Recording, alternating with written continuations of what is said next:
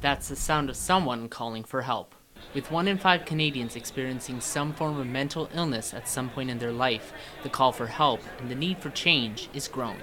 After Bell's Let's Talk Day saw $5.5 million raised for mental health, it's clear the support is there to break the silence on mental illness.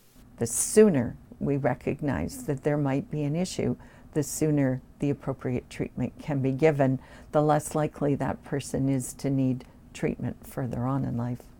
Carol Mueller, Executive Director of Alive Canada at Hotel Dieu Grace Healthcare, says people with mental health issues need to know when to ask for help.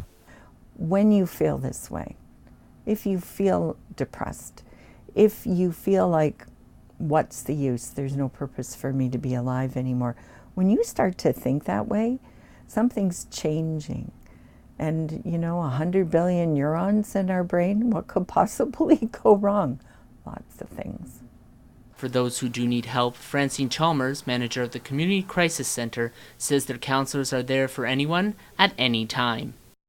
Talking with a professional crisis worker, interventions most suited to assisting with the distress they're experiencing will be provided.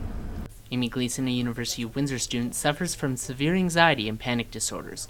She said the best way to start a conversation on mental health is to stop the stigma associated with it. If you overhear a conversation where somebody's like talking about mental illness and like, oh, they're crazy or they're like so bipolar just because they're in a bad mood or something, be like, no, it's actually, mental illness is very serious and you shouldn't trivialize it like that. Call people out in a nice way. Don't be afraid to stand up to people, educate people who need it. For Mediaplex News, I'm Sean Prevel.